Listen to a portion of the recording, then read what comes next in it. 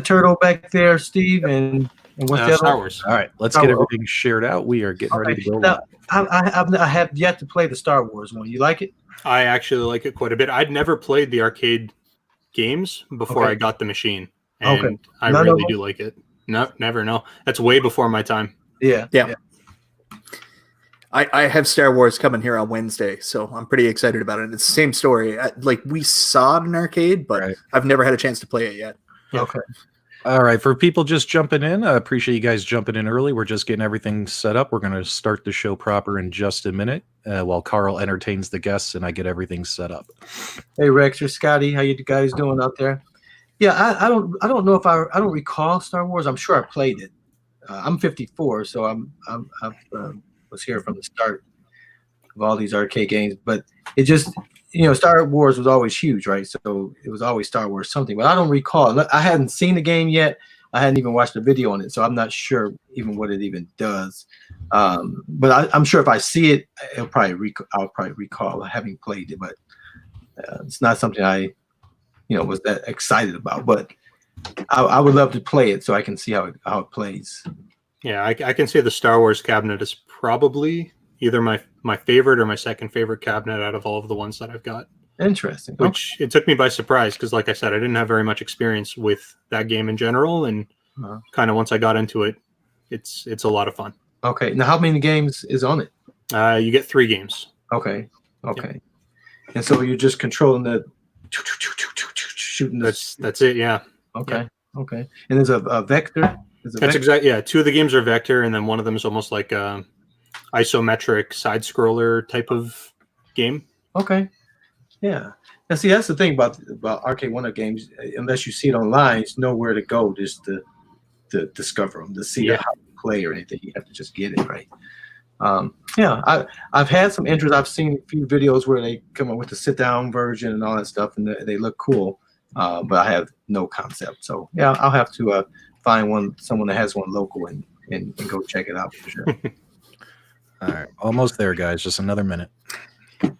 Yeah, go ahead.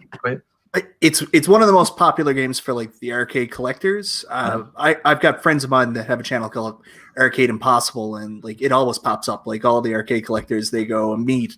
They all want to find it's usually sit down Star Wars. Everybody's looking for mostly. Okay. Interesting. Hey guys, welcome to the show. Mark, Glenn, Sean Powers, Scotty. What up, Eric? Got the whole crew. I love that crew. I love that group of games. My favorite game is the Galaga cabinet, whichever way it is. I like the old school Pac-Man, Donkey Kong. I'll play Donkey Kong. If I turn it on, Donkey Kong is usually the game I'm going to play. I've always been a fan of Pac-Man, but I seldom ever play Pac-Man or miss Pac-Man.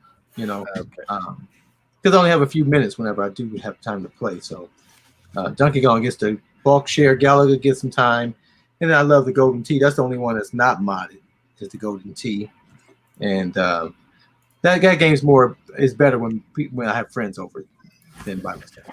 Okay, guys, we are ready to start the show proper. We are live. We are hitting all the feeds now. So before, as always, we're ready to get going. We're ready to get fired up here. And I got a special surprise for Detroit Love after he does his legendary intro and welcomes everyone to the broadcast. Hopefully you'll catch it. So go ahead, sir. What up, YouTube? It's your boy, Detroit Love, P-Dubs, Stephen B. I'm sorry. Take 2. And Stephen with a live video. Let's do it.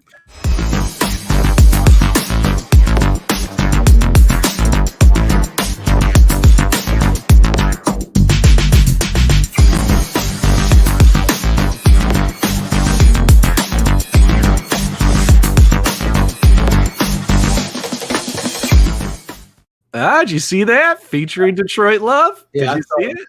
Detroit Love. I glanced down, so yeah. Yes. Well deserved, my friend. As you guys know, Detroit Love has joined me on the last 6 or 7 episodes. He's done a fantastic job. I have asked him to be my permanent co-host, and he has agreed. So we'll be tweaking our intro video and music. I just threw that up there real quick. It was pretty easy just to add featuring Detroit Love, but I'm going to make a whole new intro video because you deserve it, my friend. You are the glue that keeps this show together. And welcome, everybody. Today is Sunday, April 5th, 2020, and you are tuning into the Loft Report, your arcade and gaming podcast show. This is episode, geez, what episode are we? I can never remember. We are episode 14, and we are joined by a couple of Canadians. That's right. The Great White North has invaded the Loft. We have Michael B, the Game Genie, and Restalgia YouTubers online with us. We appreciate you guys joining the show. We got a lot of stuff to talk about, and so let's go ahead and kick it over. How are you doing today, Restalgia? I think this might be the first time people are actually seeing something besides your arm. Yeah. So now you guys can see my face is about as hairy as my arms are. So, but no, I'm doing well. Yeah, awesome. And then of course, make sure you guys subscribe to Restalgia on YouTube. And of course, we have Michael B, the Game Genie, in the house. How you doing, my friend? I'm good, man. Yeah, you've been on YouTube for a long time. How long? At least 5 years, right? I think 2013. 2013. Wow. How do you do it, man? I don't know if I'm going to be able to do this for 7 years. It's only been 6 months. And do you know how many times I've messaged other guys and told them I'm ready to quit? I'm like, over it. It's not good for your channel, but every now and then I'll just take a break and I just ghost because stuff comes up. I had a kid, so that's good for your mind every now and then, just to take a break and step away from things. Oh, that's wonderful. And of course we have Carl, of course. How you doing, Detroit Love? What's up? I'm doing great. I've been on here since 2006 on YouTube. Oh my God. Yeah. But I never cared about the subscribers, because I always made money from my videos. But until they changed the rules and said you had to have 1,000 subscribers, I guess I'll go out and get some subscribers so I can start getting my money back. By the way, Restalgia, Eric thinks you're a handsome man. I appreciate it, Eric.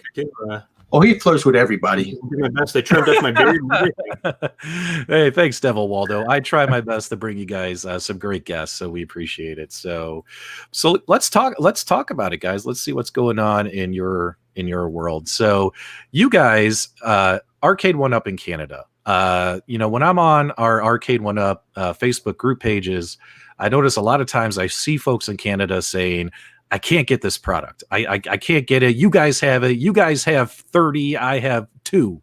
Why don't you guys, Michael, can you kick it off first? Tell us kind of like, what's the situation with obtaining Arcade1UPs? First off, let people know which part of Canada you're in. You guys are on totally opposite ends, right, of Canada? Yeah, we're not too far apart, but yeah, and let folks know your experience and you're just starting collecting Arcade1UPs. Well, I've been buying Arcade1UP since the very beginning when they first came out here in Canada, but I haven't bought anything except for Street Fighter until the last wave release back in November. So outside of that initial release, we never got anything here in Canada again.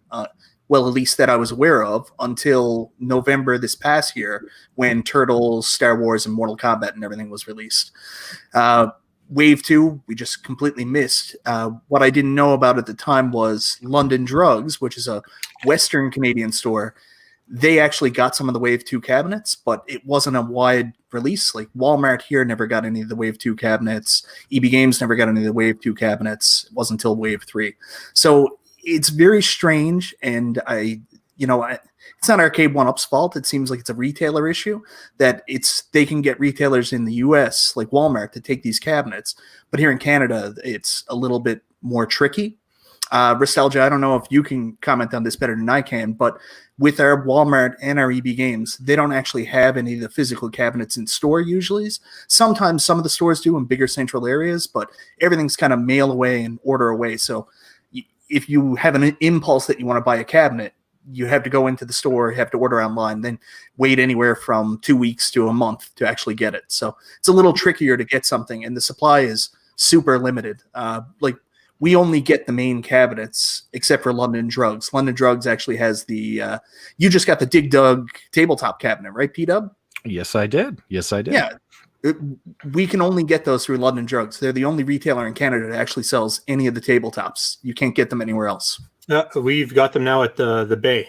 I actually saw them in person there. Yeah. Yep, that's true. I did hear that the Bay has. Yeah. Well, if there's some Canadian listeners tuning into this broadcast, hopefully they can use your hints and tips and tricks so they can get their hands on these cabinets. I know they've been wanting them. Here in the U.S., we really don't have a problem obtaining them. So it baffles me sometimes when I see folks at like Australia and United Kingdom and they're just begging, like they just got like the Wave 1 cabinets, and we're already on Wave 3. So it'd be nice if the distribution could help those folks out. Which one was the hardest for you guys to obtain? And that's for either of you. I found the most difficult to obtain was Final Fight, because I don't actually think it's released here in Canada. I don't think, Mike, I don't know if you've seen it or not, but I have it. I got it through London Drugs. Okay, so when it first came out, that was one that I really wanted to grab, and I ended up having to reach out to somebody in the U.S. They had to pick it up. We had to deal with a whole logistics company to get it shipped out to me. It was like $200 in shipping just to get this cabinet over to me. So, but it's my favorite cabinet, so it was well worth it, at least on my end. And the other big thing that we have a big struggle with here in Canada is in the U.S., I see people posting about discounted cabinets all the time. Walmart selling for $150 or $99, or even if they're $50 off. We don't get that we don't get those structures here in Canada. Everything's full price, and because of the exchange, at a minimum, you're spending $450 plus taxes, close to $500 a cabinet, even for like an entry level without a riser cabinet. It's crazy. That's crazy. And, speaking of which, we have a question here in the chat from Mark Walsh. He wants to know, is it easier though with Amazon? Does Amazon get you cabinets? I just noticed that. I was looking it up yesterday. So Amazon has started to bring in some of the cabinets, and they do offer free shipping, but I mean, price point, you're still paying $450, $550, sometimes $600 for a cabinet, plus the taxes on top of it. And we pay, I don't know about Mike, where you're at, what your percentage is, but we're paying an extra 13% on top of that, just as we call it HST here in Ontario. Okay. So is it like PST? You got the GST and the PST? Yeah, so it's a combination of the PST, which is provincial taxes, and then the GST, which is government taxes. So it kind of amalgamates together, and we call it like a harmonized sales tax. Okay. Yeah. Go ahead, Michael. So some of the deals are on Amazon. You can pick up the Arcade1UP cabinets through Amazon, but it's usually sold through a third party. They're not actually coming from Arcade1UP. I was excited because there was a bunch of sales yesterday on Amazon, and sometimes you can get stuff here in Canada from Amazon.com, and Star Wars was slightly on sale, and so was the Street Fighter 2 cocktail cabinet. And you can find them. You can find the listing on Amazon, but they openly say because of what's going on in the world right now, they're changing their shipping, so they're not shipping to Canada. So we do have options to buy on Amazon, but not really. Yeah. How much did it cost you for that TMNT cabinet? Rex from the Rexer Show. Make sure you guys subscribe to the Rexer Show on YouTube. He's got a great question here. So, Michael, that TMNT, all in, how much did that cost you to get that? It was $549 plus tax, which is 15%. So I don't know, it was like $629. Wow. Yeah. When you look at that price is getting pretty close to, and I think Sean Powers hit the head right here in the chat as well. He says, sounds like it might be cheaper just to go buy a real arcade cabinet at that point. Not here in Canada. Not in Canada, huh? No. Well, Michael, you were saying before the show started that you pay like over $150 for a riser. I mean, that might be something easier to make, even with limited fields, right? Well, that was the thing. I actually did make my own riser. It was for my Street Fighter cabinet, and I made my own riser. And then when I got my 3 other cabinets, they all had either the official like graphic riser or with Final Fight through London Drugs. This is when London Drugs still shipped the risers. I actually got them to ship a riser too.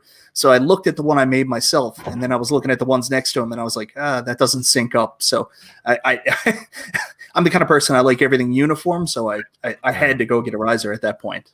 Yeah, see, I was lucky. As soon as they started selling the risers online, I ended up buying like 8 or 9 of them and just had them all shipped. So I paid like $100 in shipping, but spread between the 8 risers, it really didn't cost too much. So Man, Restalgia, you should have got on that London Drug stuff earlier. Like they actually offer free shipping when they still did send out the risers, and they were $10, $69.99, and as long as you spend $75, you got free shipping. So you just had to add like some toothpaste or some gum, right, and then you would have got your shipping for free too.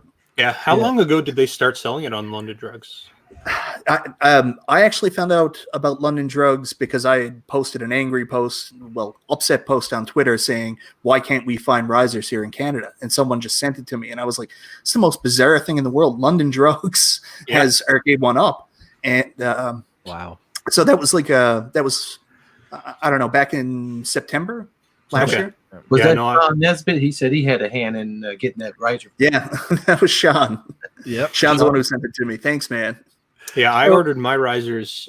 It was months before that. I think I would have ordered them middle of last year. Wow. Now I have it on good authority that if you guys go into Restalgia's garage, you're going to find nothing but piles of Arcade1UP risers and toilet paper. This is where everything's been going. He's been maple syrup. And maple syrup. He's been stockpiling everything. That's why we can't get our hands on him. So once again, guys, blame Canada. No, I'm just kidding. So guys, what about the AtGames Legends Ultimate? So that's not available yet in Canada, right? And so that would be nice, though, if they can expand their distribution there. Maybe when the world gets back to normal. But are you interested in that one? I know Steven has one, but what about you, Michael? What do you think? Big time. They actually just did an email. It was a Twitter ad asking people like us to email AtGames and ask them, indicate our interest in them selling their cabinets here because they're trying to expand their distribution. So I went ahead and I emailed and I let them know, I'm really interested in your product. I'd love for you to sell it here.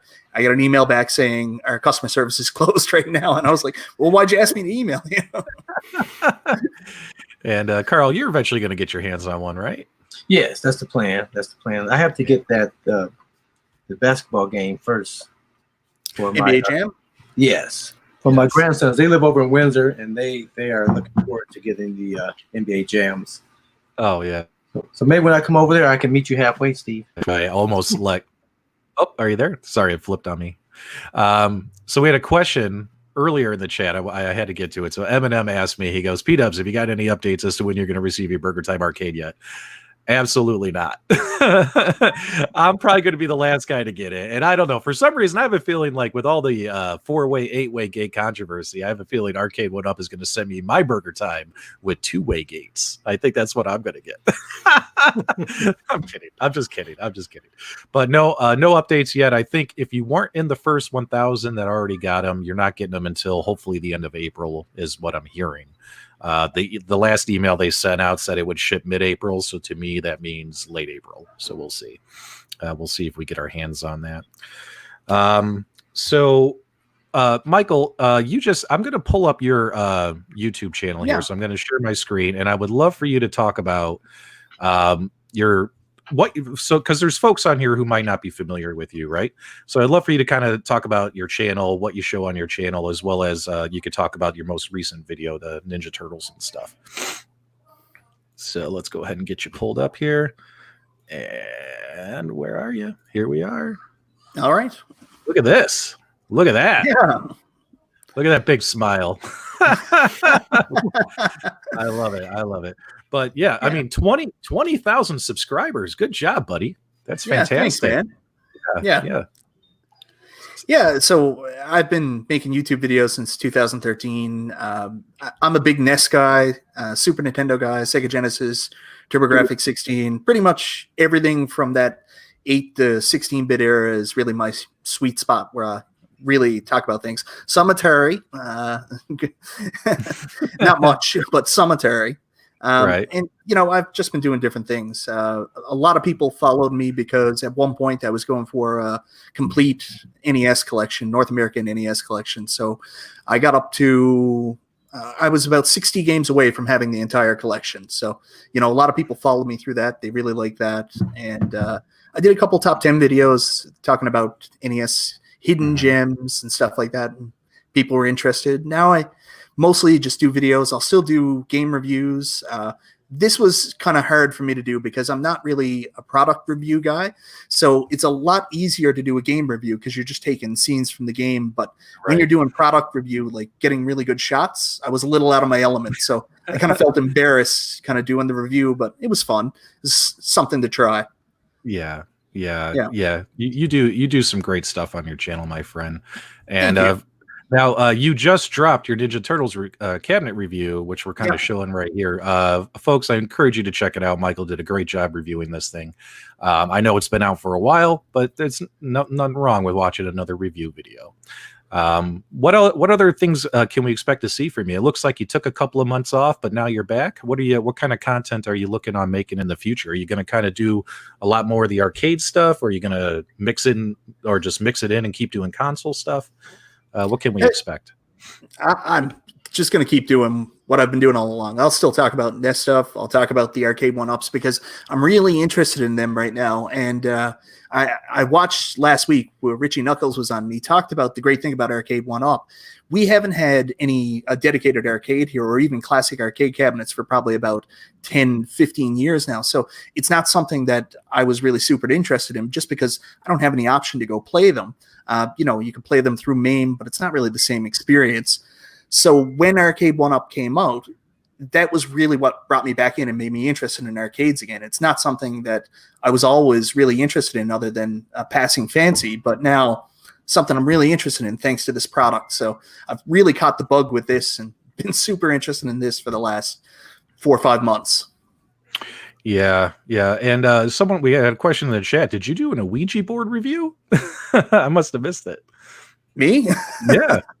No, I like horror movies too. That's one of the other things I like. So every Halloween, I'll do a bunch of different videos, and I reviewed the movie Witchboard, which is a interesting 80s horror movie.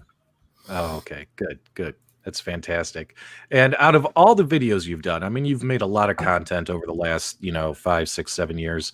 Which one are you the most proud of? Which one should we tell people, hey, this is the one to check out, Michael's greatest hits?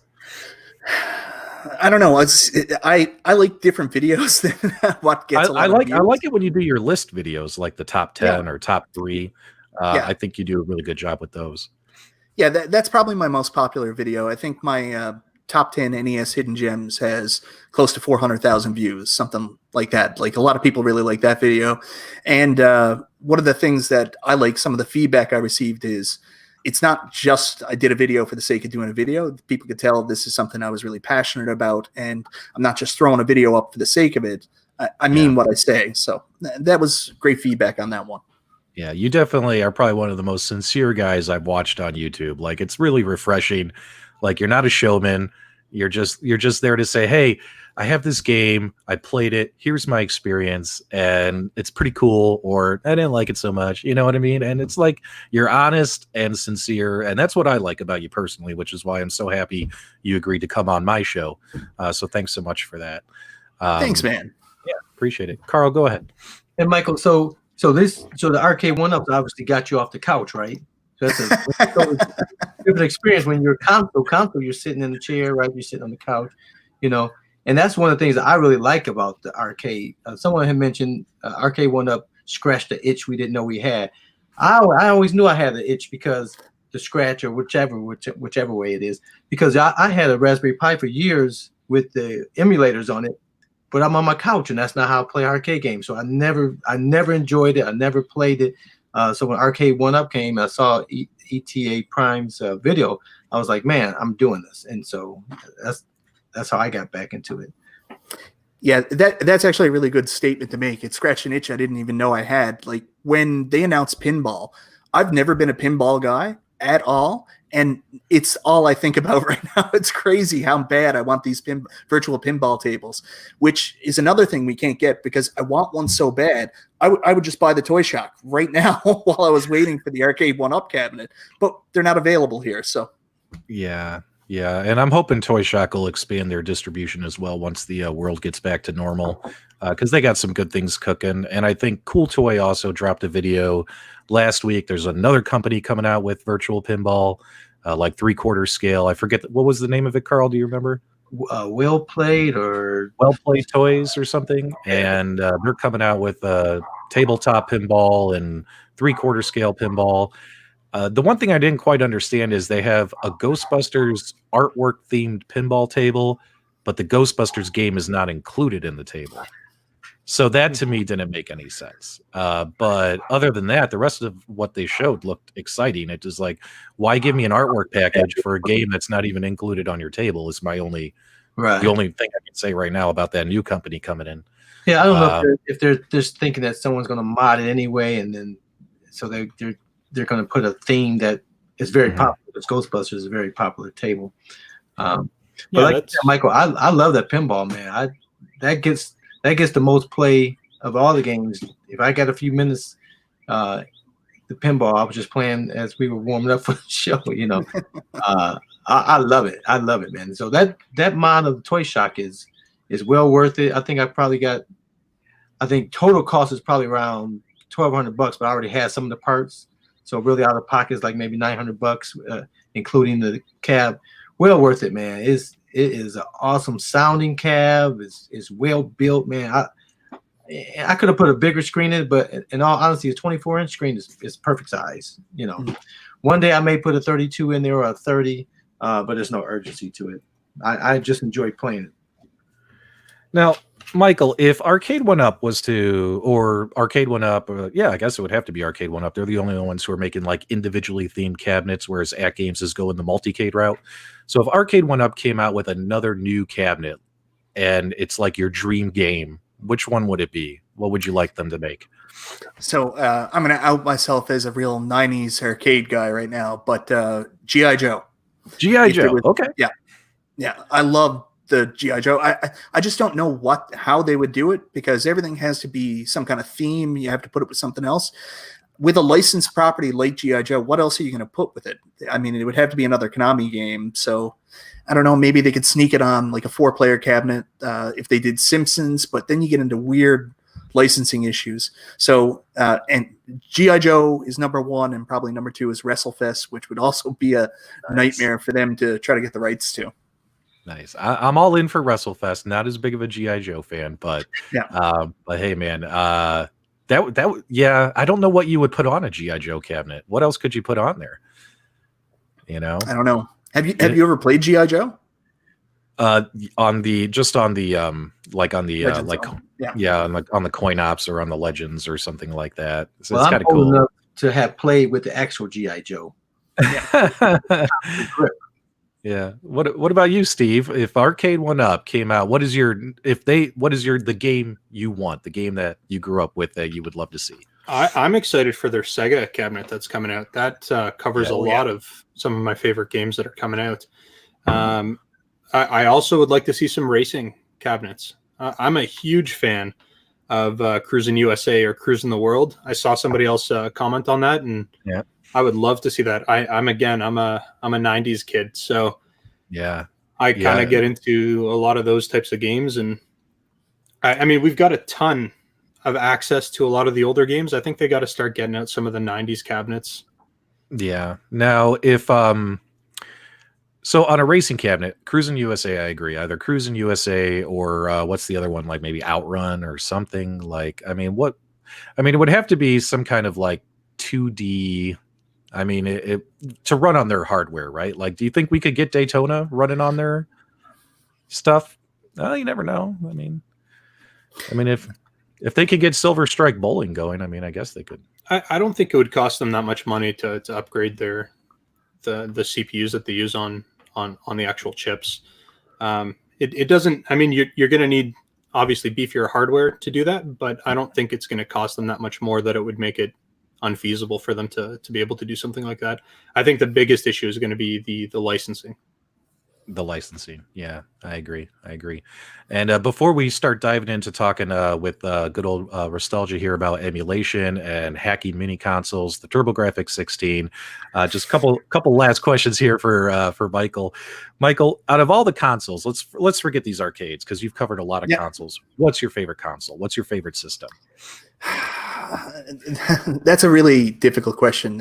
It's probably Nintendo, but I got a really big spot in my heart for the TurboGrafx 16 because it's the only of that generation, the only of those consoles I never really had growing up. I moved to this weird place when I was 11 years old, and it was right at the time when the Super Nintendo and Sega Genesis came out and were really popular. So I moved to this bizarro land where no one on my street that I moved to had a NES or a Super Nintendo or a Sega Genesis. Everybody had TurboGrafx 16s because I think they just went on clearance from Radio Shack. So Right. I moved into this world. I was like, what is this? Why does everybody have this? So I played a lot, never owned it. And when I became an adult, I got really heavy into North American TurboGrafx 16 collecting. So I had about 54% of the library. So Nice. yeah, really love it. Are you going to get the TurboGrafx 16 Mini? I have a pre-order. So you're waiting like until everybody else. Yeah. Now, are you guys? I know. Rub it in. Rub it in. Now, are you able though to order it from Japan, like some of the other, like a lot of the YouTube creators right now? We're all ordering it from Japan so we can get our hands on them. I think mine is coming here sooner, like next week or something. So that way we can put content out there for that product. Everyone's ordering it from Japan. Can you guys order from Japan in Canada as well? The Amazon Japan website? Yep. That's where I got mine from. Sweet. I figured you got yours for free because you get everything for free. Yeah, See, none of these awesome. classic consoles. Because you're awesome and I suck, so I don't get anything for free. The only thing I'm getting from free from Arcade1UP is a restrictor gate. That's it. I'm totally good. Okay, so your favorite console is TurboGrafx 16, right, Michael? And is that true? Yes. NES, but 1A is TurboGrafx 16. Okay. And Yeah. what about you? What about you, Carl? What was your favorite console when all these consoles? I was probably in college then when you guys were born then. And me and my buddy, we both had that's when the Genesis and NES war was going on, and we were trying to play football. You see, football has always been my game. And so that was the console war. Who's going to have the better football game? And me and my next door neighbor, I had one, he had the other, and we were always at each other's house, trying to beat those games. So, but I think Sega to me always just had that edge. Mm-hmm. Super Nintendo always had the popularity, but Sega always gave you something new. But in all honesty, what I would love to get now, and I can find them around $50, is the Dreamcast. Dreamcast, it came out, and that thing was sweet, bad, but then it just disappeared. I'm not sure what killed it. I had 4 kids, and I had kids in Canada, and then got divorced and had 2 kids over here. So I got a little distracted from gaming for quite a few years. But I'm not sure what killed Dreamcast. Look at Michael. This is why I tell you he's like the most polite guy on YouTube. He literally raises his hand when he's ready to talk. Michael, don't raise your hand. Just go. Two things killed the Dreamcast. The fact that it was so easy to burn off the games. I mean, there was no restriction at all. So pretty much like a year into the life of the Dreamcast, everybody stopped buying games and we're just downloading ISOs, and they can play them directly right on the system. There was just no lockout from that. And then the PlayStation 2 came out and everybody lost interest. So yeah. Sadly, those 2 things.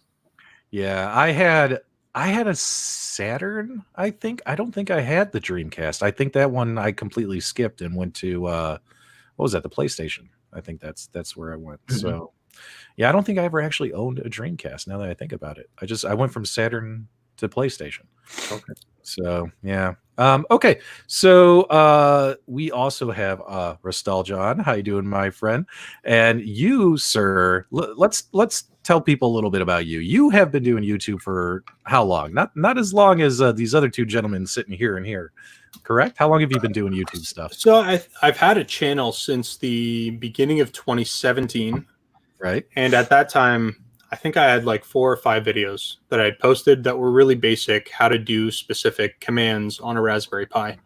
And then I just kind of left it. And then going on, I started actually putting consistent content out in December, let's say mid to late December of 2018. So that's kind of when I really started to try to build the channel up, and it didn't take too long to get past that 1,000 subscriber mark. I'd say probably by January, middle of January to end of January is kind of when I hit that 1,000 subscriber mark, and kind of the rest is just gone on from there. Yeah, your channel has really just blown up, my friend. I couldn't be happier for you, and you do some great work. Whenever I want to watch a video about how to modify or hack something, there's two guys I turn to. I turn to ETA Prime and I turn to Restalgia. And your content quality is fantastic, sir. And you know, lately, the most recent thing you've been working on is the TurboGrafx 16. You actually got your hands on the PC Engine version as well as the American version, correct? That's exactly right. And I'm waiting on the Core Graphics, the UK version as well. So that's coming any day now. And tell us a little bit, because you just recently dropped this video the other day about the TurboGrafx 16. What are your thoughts about this mini console, especially compared to the Sega, the Nintendo, the PlayStation Mini, all the ones that are just all coming out? What do you think? I like it a lot. Now, admittedly, I didn't have much experience with TurboGrafx when it was still in console format, when people were playing it. I didn't really get into TurboGrafx or PC Engine until I started getting into emulation when I was in my teens. So I was really late to the bandwagon on TurboGrafx. And honestly, out of all the console systems, and I've got almost all of them, this is probably my favorite out of the box in terms of just the game lineup and the quality and just everything that kind of comes bundled in with it. Yeah, I'm not that familiar with TurboGrafx. What's a game that I would know that's really good for that system? Well, there's a good version of Splatterhouse on there. That's pretty good. I'm trying to think of some exclusive ones. There's a ton of RPGs and a lot of shooters that are going to be on TurboGrafx. Okay. Yeah. And out of all these games, which one do you like the most on the TurboGrafx 16 Mini? Please say Bonk. Please say Bonk. Well, I do like Bonk. I find that game really entertaining. I do like New Adventure Island, and there's one that I had actually never played before. What is it called here? Somewhere on here, Ninja something. I don't know what it's called. Ninja Spirit. Ninja Spirit. Thank you. That was probably a couple days ago. First time I ever played that game. And I'm blown away. It's so much fun. Like, it's a really, really good game. So if you haven't played that, you need to. And that's going to be available on whatever version of the console you end up picking up. So, yeah. I mean, take a look at the comparison in size. Tell me a little bit about that. Why do you think they made the PC Engine? I mean, that really looks mini, or was that more closer to what the original size was back in the day? Do you know? Yeah. So the PC Engine, they're calling this a mini system, but really it's only, I would say, 15 to 20% smaller than the actual PC Engine console. The TurboGrafx, on the other hand, you can see it's enormous. And I think the reason that they kind of went with this scale is because they use the same, I guess, central board inside of both consoles. Right. And because of that, they were bound by a specific width that they had to go with. So they made their scale based off of that. Now, I can't confirm that, but that would be my initial suspicions. Yeah. And how did the controllers feel? Oh, they're incredible. They're very high quality builds. They feel just like the originals. Honestly, they're really, really well done. That's great. I genuinely believe that if you're going to make a mini system like this, you got to get the controllers right, because it's just going to kill the experience completely if it doesn't feel the way it should in your hands. Yeah. The Sega Genesis Mini, which I just picked up a month or two ago, that one, the controllers feel awesome. Yeah. Like, in my opinion. If you feel like you're holding a real Sega Genesis controller, which is really cool. Yep. And that's one of the reasons why I didn't like Xbox when it first came out, because their controllers were so huge. It was never a comfortable play. After playing with the NES and Sega side things, Xbox, I've only recently gotten to Xbox. I used to be a PlayStation guy. PlayStation 1. I think I had 2 PlayStation 1s and 2 PlayStation 2s, and I never did the 3 and 4. Yeah.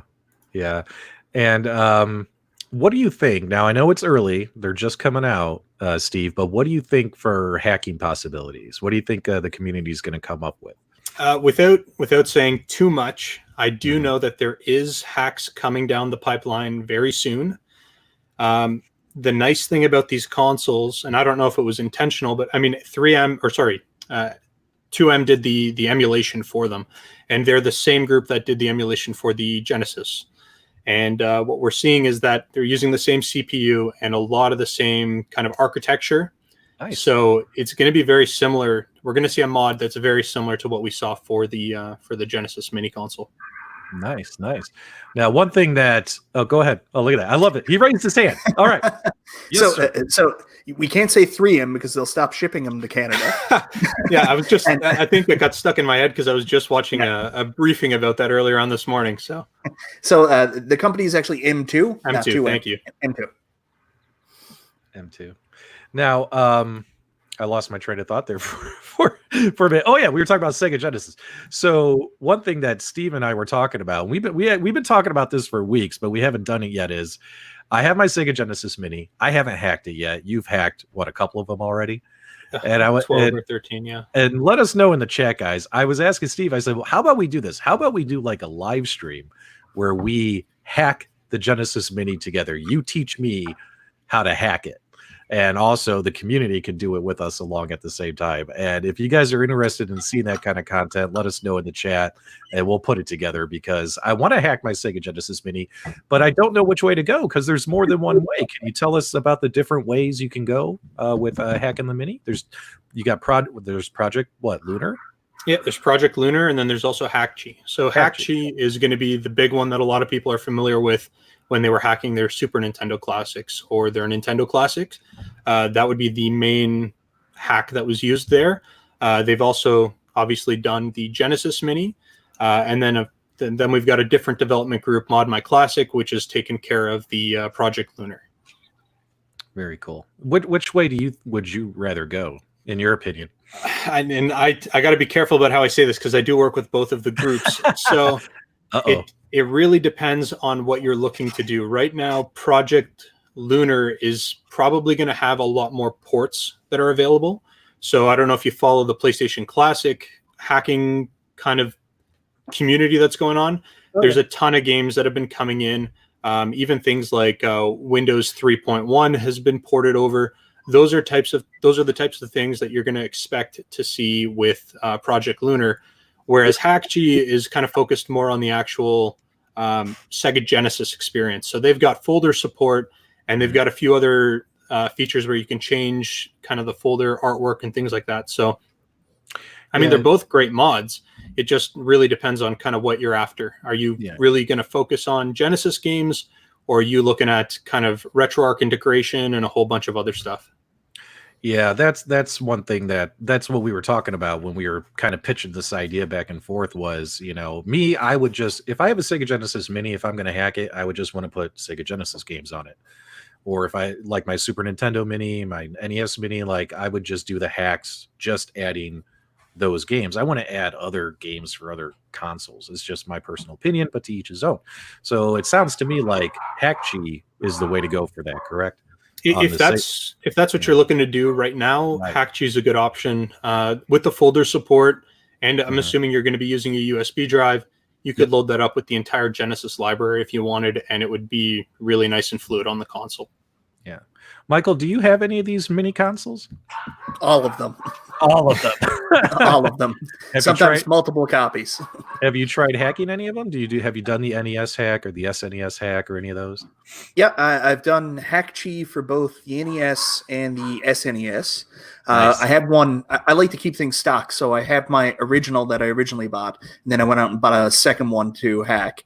And I also bought a second PlayStation Classic because they went on sale for like $29 here. And I forget what the program I used to do that one was. Was it Bleem? Bleem Sync. Yeah, Bleem Sync. I'm going to be honest. The stuff that comes through the NES and the SNES through HackG looks really good. The stuff that the PlayStation through Bleem Sync, I just afterwards I was like, I'd rather just play the PlayStation games on the RetroPie. Honestly, it just doesn't seem to work very well.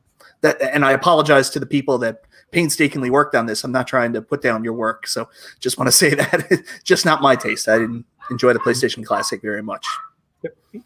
Yeah. I mean, that's what's so wonderful about everyone in this community is people are just creating options, right, for everybody. And it's like to each his own, right? Like, look at the AtGames Legends Ultimate. You could either sync a PC to it, you can create ROM files and use a flash drive, you can go on their paid service and play games. I mean, all they're doing is giving everyone options, and you just pick which option works for you, right? Yeah. So, like, that's what I love about these mini console development groups, where they're just giving everyone options. Like, do you want to go this way, or do you want to go this way, right? And there's no wrong answer. It's do what makes you happy. Now, I will say that if you are looking to mod one of the classic consoles. And Mike, you said you weren't a big fan of the PlayStation Classic in general. I do got to say, though, it is the most powerful out of any of the ones that have been released. So really, it is. It's got a better CPU than any of the other ones. So you're actually going to get better performance. And in terms of like the additional ports, if that's what you're into, you're going to see a lot more of them on the PlayStation Classic than you are on any of the other ones, just because it can handle more. There's one in particular. I'm not going to give any teasers because I'm going to be working on a video on it, but it is related to one of the cabinets that are behind me. And it's one that we're going to see on the PlayStation Classic, but I don't think it's going to be able to run very well, if at all, on any of the other classic consoles. All right. So he says he won't tell us what it is, but maybe we can kind of peek and take a look here. What do we got? Star Wars and Ninja Turtles. It's one of those. It is. It's not one of those games, but it's from those franchises. And the only other clue I could give is that we've seen another, I guess, a port of it on the Nintendo Switch. So I'm going to leave that with you guys. It's a very, very fun game, but that's all I can say right now. Hey guys, I got a question for you regarding emulation. So is the PS1 the farthest up we can go with emulation, or has it gone beyond that system? Oh no, it's definitely gone beyond that. The Raspberry Pi 4 has shown some good promise playing GameCube games. It's shown even Nintendo Wii games. Okay. I mean, Dreamcast, obviously we can do that. There's some really good emulators out now for Dreamcast. In terms of PC, if you've got a decent PC, you can easily do PS2 emulation. I was just fussing around with PS3 emulation, and PS3 emulation isn't that great. But it's certainly playable, assuming you've got a good enough graphics card. There's, I mean, I'd imagine that a couple of years from now, we're going to have PS4 emulation and the whole works. So not that I think Sony wants that, but. Now I got a question. One of my favorite games growing up was called Syndicate. Are you guys familiar with that? It's an old PC game. I have not, I don't think I've seen that. Okay. And then God of War. Yes. PlayStation. That's my wife's and mine. We played that all together. We played 1, 2, 3. We hadn't played 4 yet. If it has 4, you need to play that. It's good. Where can you play? Where can you emulate? What would you need to emulate God of War? Well, you'd need access to the games, and I'm not going to tell you where to get them. But if you have the original discs, obviously you can back those up and play them that way. It depends on the console that you're looking at. So you can play. I think God of War was originally PS2. And then you had the God of War on the PS3. Right. So you can download an open sourced PS3 emulator, and you could try it. The God of War games actually do run on it, assuming, again, you've got a good enough computer to do that. PSP emulation is a big one. You can do that on the PlayStation Classic. It's not 100%, but it is getting playable. And then, of course, on your Raspberry Pis, Pi 4 can handle that. Okay. So we had a question in the chat from Stu Gotts. He's asking about the new Odroid. What are your thoughts on that for emulating games? Odroid is pretty good. Now I don't have a ton of experience with it. I have obviously used them, but I don't tinker with them too much. In terms of their base specs, I think their latest single board computer is either as powerful as the Pi 4 or is a little bit more powerful. I think the big issue with Odroid is that there isn't as big of a community behind it developing for it. So you end up seeing a lot more development on the Raspberry Pi side of things than you will on Odroid, just simply because the community is so much bigger. Yeah, like myself, like I've only played with the Raspberry Pis. I haven't touched an Odroid yet. So yeah, I don't have any experience there. But so I'll kind of stick with the masses and just keep playing with the Pis. But are you saying the time has come now for us to start playing with our Raspberry Pi 4s? Are we getting there? It's getting pretty close. I mean, the Raspberry Pi Foundation, they haven't released an official RetroPie release, and I know that there's a lot of news going around, and a lot of people are saying that it's coming down the pipeline soon. But there is a ton of unofficial, I guess, quote unquote, releases of RetroPie that are available. They are ridden with bugs, and if you're not familiar with how to do some of the custom configuration, it may not be something that you want to do, but there's quite a few different YouTubers out there and image builders that have built some that are actually pretty darn good. Okay, that's great. So Rex is saying the Pi 4 is ready, and there are some great images available. I haven't tested any of them myself yet. So we definitely Mad Dad's Gaming. Make sure you guys subscribe to Mad Dad's Gaming on YouTube. PCs all the way. See, that's what's great. It's to each his own, right? Everyone just wants to play games. So excuse me. Okay, so we should pivot over. We should talk about our arcade game of the week real quick. And our arcade game of the week chosen last week was what? It was Space Invaders. Space Wars. Space Invaders. I'm mixed in. it's the Star Wars jacket. So if you guys were on our or caught our last broadcast, we had Richie Knuckles on, and he showed us his Star Wars. Now you got me doing it. He showed us his Space Invaders trick on how he earned his world record that he held for a long time. And I tried doing it on my live stream yesterday, or was it the day before? I can't remember. And I botched it. And not only did I botch it, Rex from the Rexter Show called me out on his live stream the next day, which was this morning, I think, telling everyone how bad I botched it. So, Carl, what do you think about Space Invaders, which was chosen as our arcade game of the week? Again, when the Space Invaders cabinet was announced from Arcade1UP, I said, oh. Boring. Yeah, Space Invaders had its time. It had its time, and I played it because there wasn't anything else to play. When other things came out, I never looked back at it. So I played it immediately after we got off the podcast last week, and my mind would not take me back. I would walk over here, and then the pinball would call me, so I would play pinball instead. Space Invaders is just way too slow. Yeah, I couldn't do it. So you didn't even beat my score that I beat. No, I sucked even trying his trick, but then again I screwed up his trick. And I mean, come on, Space Invaders though. I mean, that's the original. That's the OG, right? Yeah, that's going way back. That's going back too far. And what about you, Michael? What's your experience with playing the game Space Invaders? I actually have zero experience playing Space Invaders. I know about it. I've seen stuff on it, and I love the artwork on the cabinet, but I can't even remember ever playing it. Yeah. What about you, Restalgia?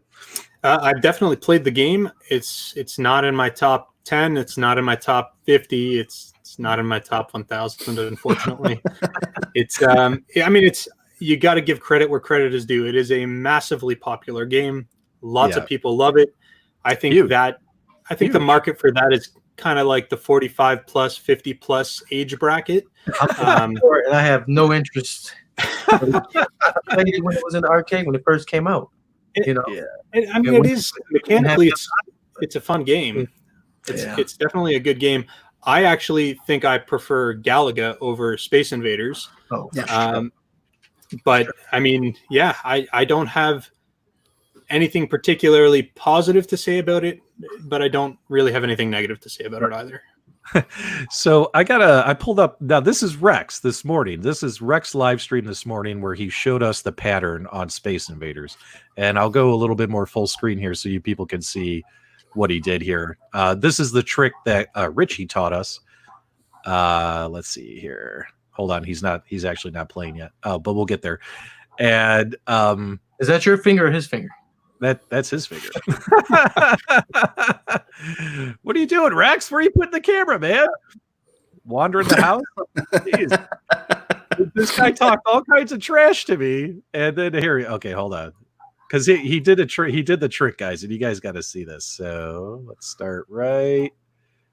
We're almost there. Okay, so starting right off the bat, you have to start on the right-hand side, and you got to clear those columns, right? And let's get this a little bit bigger. Now, this is the same trick that Richie Knuckles showed us on the last show, and Rex did it perfectly. I only did it good once. I got the 300 points for hitting the saucer, but apparently what I didn't realize is when you make that little tunnel, those when you clear those 2 columns, you have to stay in that tunnel the entire time to get your 300 points. Otherwise, you have to start all over. But you notice here, he's just sitting here, he's just firing away. And Rex, if you're in the chat, tell people again how many shots do you have to fire in order to get those 300 points? Because that's something I couldn't figure out as well. I think it was 14 shots. Now he said you can change the speed to make it go faster. Oh, I think he was telling me to fast forward in the video. Oh. But either way, is he going to do it here? Let's see if he gets his 300. Oh, now the video froze on us. Oh, there it goes. But 23rd, yeah, right here. So Rex put it in the chat. The 23rd shot, the 38th, the 53rd, the 68th. So obviously it's definitely a game of counting, right? Wow.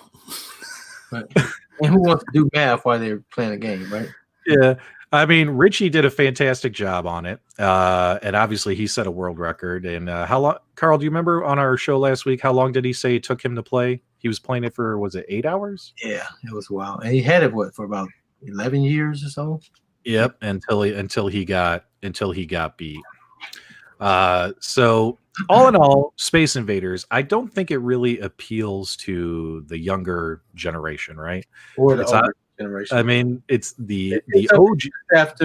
It's just one of those things that you either love or you don't. I mean, because it's, yep. Like I always say, arcade was about location. If you didn't have a Space Invaders near you and played all the time, it's not gonna be on your radar at all. Yeah, that's just how arcade is.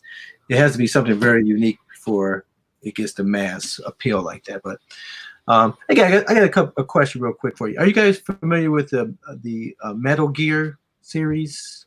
Oh yeah, I used to always play the game. That's one of those games I always love. I don't think I ever finished any one of the games though. What platform would I be able to play those on? You could play. I mean, if you want to get into like the older Metal Gear games, they've got them for the original NES.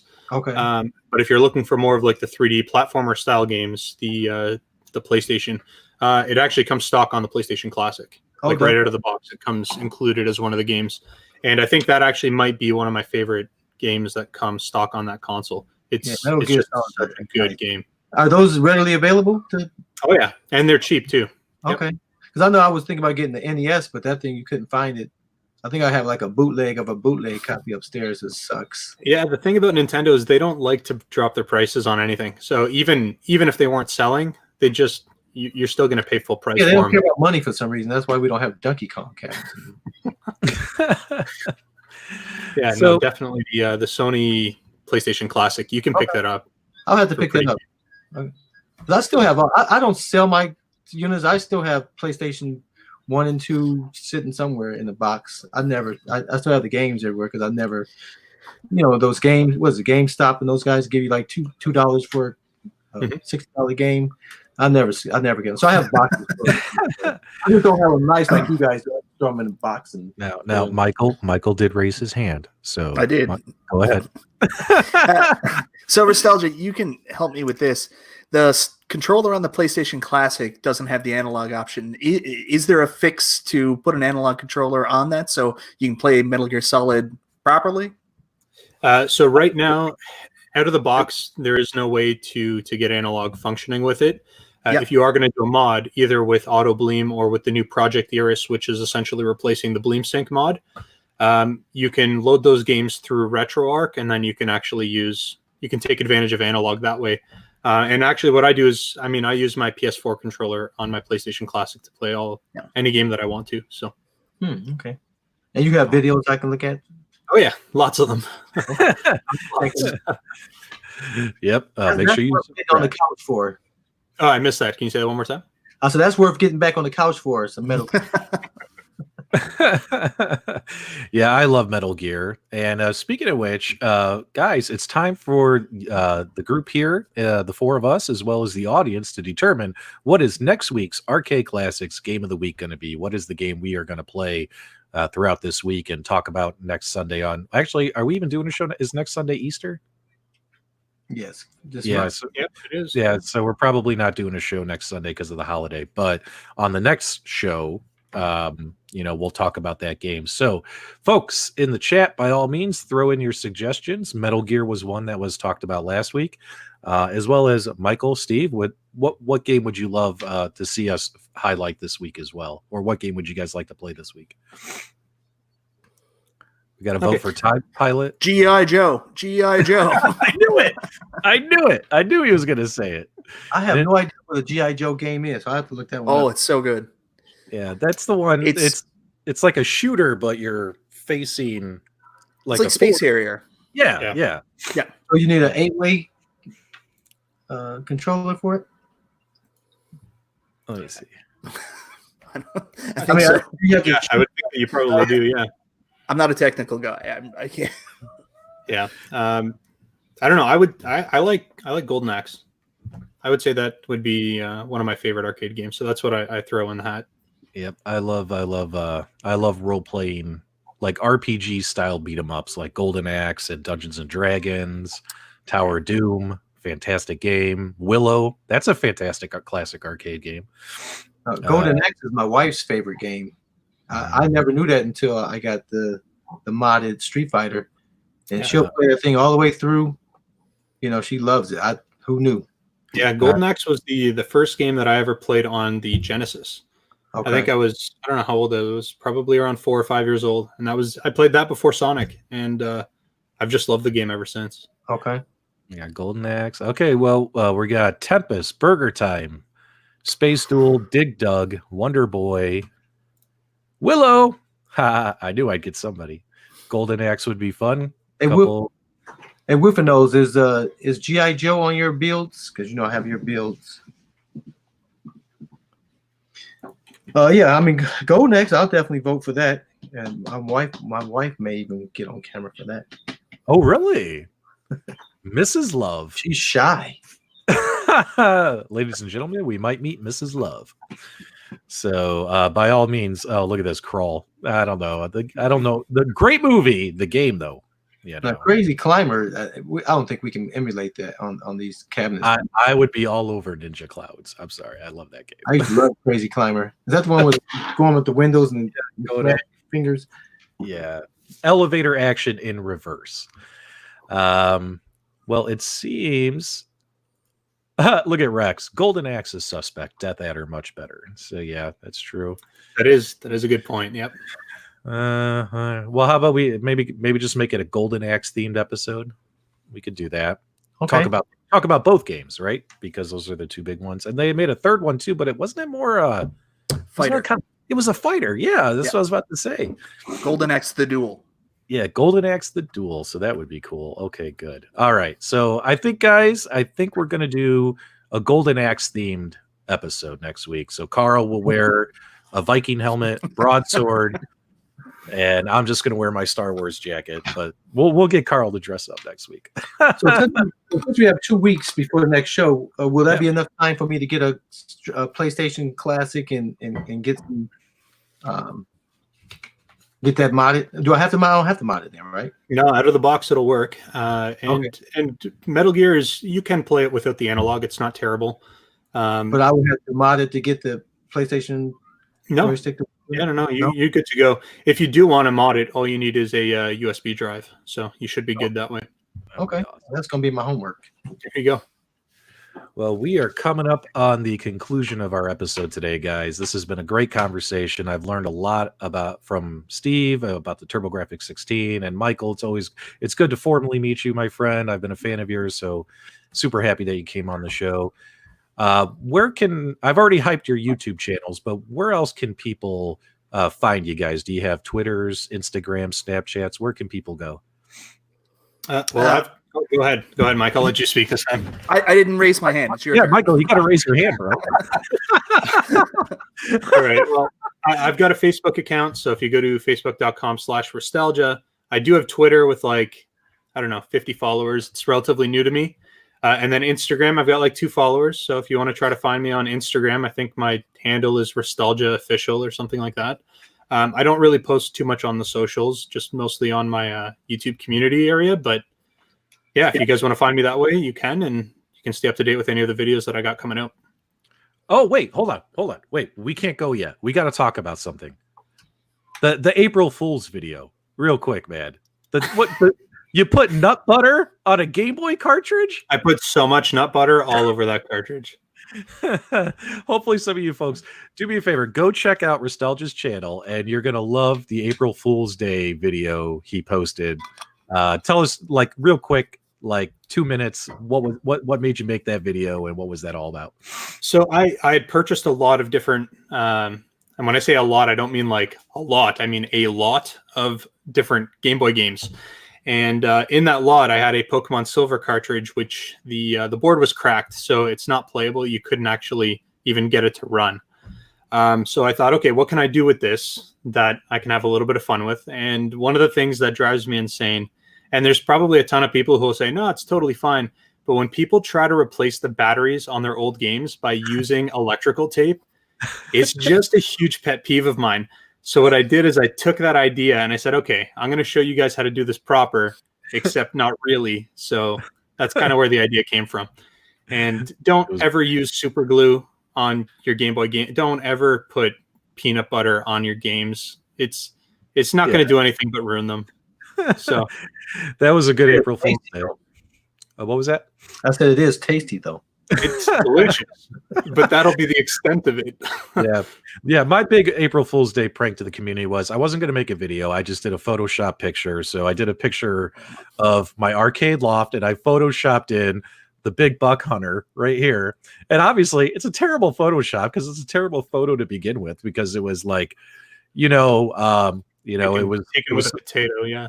Yeah, I mean, it was obviously, what's his name? David McIntosh put some Vaseline on his camera before he posted that leak video. So, I could have cleaned it up and made it look a lot prettier and blended in more, but literally, I wanted to spend 3 minutes on it and move on with my life. And the post did well. People thought it was funny, but then, I got a lot of comments. People were telling me I need to go to Photoshop class. I'm like, dude, come on. It's a joke. It's supposed to look bad. That's the joke. Go ahead, Mike. I'm not joking. I guess I didn't look at it close enough at first. I was fooled. I actually turned around and I was like, how did he get that something out? Then I looked at it closer and I was like, oh. Yeah, it's jokes like that is why Arcade1UP is going to send me a Burger Time cabinet with only a 2-way gate on it. But also, guys, make sure you go to my Facebook page. We are doing a giveaway. That's right. We are giving away an Ultramark light gun once we hit 500 followers. Facebook.com PDubs Arcade Loft. Make sure you guys hop on there and join the page. I think we're only just a few folks away, and I'll announce how we're doing the giveaway drawing. So if you guys want to win an Ultramark light gun, go ahead and follow me on Facebook. And Michael, where can folks find you besides your YouTube channel? I do have links for these gentlemen in the video description below. I'm on Facebook, facebook.com/Michael B the Game Genie, Twitter @Mike B Game Genie. My Instagram goes back and forth between a personal page and a YouTube page, so it might be Michael S.D. Burry right now, or it might be @Mike B Game Genie. I can't remember, so one of those two. You can find me either way. Yep. Now, when I watch your videos, do I have to raise my hand when I'm ready? It's appreciated. It's nice. You're a well-mannered young man, sir. We appreciate it. And of course, Detroit Love. You want to hype your channels as always? I'm on YouTube. I'm on Facebook. You'll find me. Yeah. I'm somewhere. I'm always on the web. Yeah, always on the web. Now, guys, this has been a lot of fun. Thank you so much for tuning in and hanging out with us and hanging out with these fine gentlemen. Appreciate you guys so much joining the show. Next week, Game of the Week is going to be Golden Axe, and also 2 weeks. 2 weeks. Well, maybe we could fit it in. Maybe we could, instead of Sunday, maybe we could do it like a different day. Well, it's not going to be any Easter service because of the virus. So That's true. I don't know. I have to ask the wife. Like, yeah, Can I play on the internet on the holiday? We'll see what she says, right? All right, guys. We're gonna get signed off here, but I got to make sure I don't cut Detroit Love off. So you two gentlemen, hang on, and for everyone else, thanks so much for hanging out with us. Until next time, we'll see you on the web.